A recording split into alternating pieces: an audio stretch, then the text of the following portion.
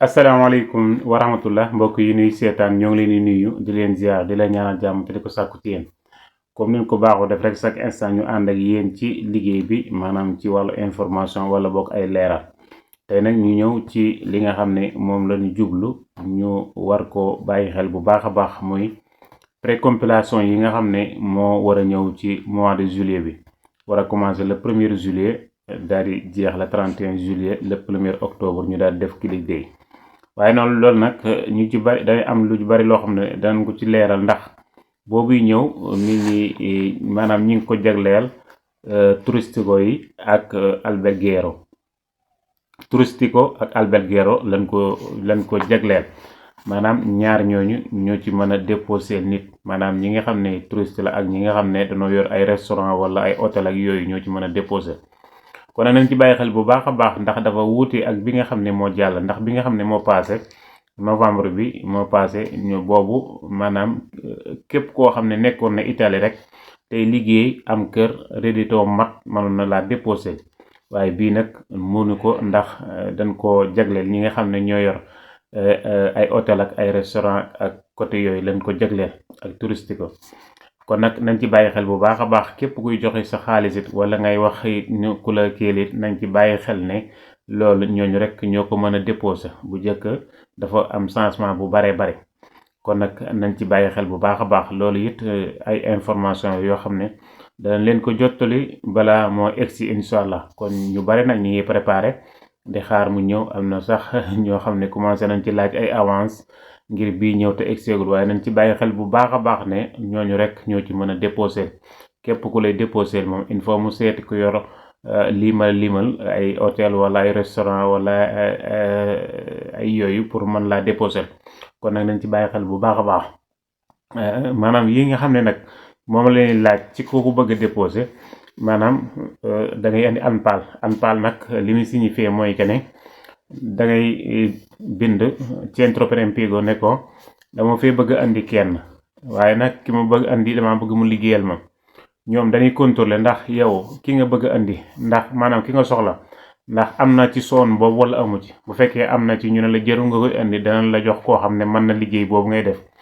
bu fekkee nag amu fi nag ñu ne la maanaam andi ko loolu mooy ANPAL ñu koy jële centro per impiego nañ ci bàyyi xel bu baax a baax ak li ni laaj it mooy PEC bi nga xam ne maanaam patron bi lay déposer maanaam adresse PECam nga xam ne adresse PEC lay joxe adresse PEC nag li mu signifié mooy postale électronique certificato waaw rek nañ ci bàyyi xel bu baax boobu la ko ak kudd ki nga xam ne patron bi lay déposer it maanaam day joxe kuddam ñu xool ay réditom ak modèle unico it ba tey ci patron bi ma lay déposer la ak carte d'identité am ak codice fiscalam ak edunita allogio ki nga xam ne bu ñëwee kër googu nga xam ne moom nga ne fii lay dëkk yi danga koy andil edunita allogio ak it photocopie passeport ki nga xam ne moom ngay andi yii li ni laaj ku ko am mën a déposer nit ci bii ñëw nga xam ne mi ngi war a commencer le 1er juillet jeex le 31 juillet kon nag nañ ci bàyyi xel bu baax a baax yii mooy kayit yi nga xam ne moom la di laaj ci déposement bi kon képp koo xam ne si ne am nga koo ci bëgg a déposer teel koo préparé bala ñu caa yàgg incha allah ndax xam ngeen ne juillet egsi na ba pare kon daanaka ñoo ngi bëgg a dugg juin kon juillet moo ci topp waaye nag nañ bàyyi xel bu baax a baax ñi nga xam ne dañuy laaj xaalis naan mën lan laa déposer te it yu ci bari maanaam bii sax moom dafa wuuteeg bi njëkk bi ndax bii passé sax ñu bari mënoon naa déposer boo fi nekkee di liggéey am kër série tomate man ngaa déposer nit waaye bii nag moom il faut nga am lii ñu la limal restaurant hôtel ak yu mel noonu ñoom lañ ko jagleel kon nag nañ ci bàyyi xel bu baax a baax bi ci tege it mooy que ne am na question yoo xam ne dañ koy tontu ndax am nañ ci ay question yoo xam ne ñu ngi ñu koy poser lu bare bare mooy que ne ki nga xam ne dafa ñëw ci réew mi maanaam ñëw ci fulus yi te gisul ki ko defal contrat patron gisu ko mu ñëw rek toog gisu ko wala boobu mu gis ko nanguwu ko defal ay document kooku muy laaj ndax nekk na en règle ci dëkk bi wala nekkul en règle fii maanaam boo fi ñëwee ci fulus yi li fekk maanaam demoo àndoog sa patron dem préfecture ngeen signé contrat bi nekk goo en règle kon nag nañ ci bàyyi xel bu baax a baax. ñu ci bari nag ñu ngi koy def waaye li ngi conseil nit ñi mooy que ne képp ku ñëw ci flux yi li nga jëkk a def mooy sax ki la fi andi ki la defal contrat àndal ak moom dem préfecture balaa yàgg. bu fekkee ne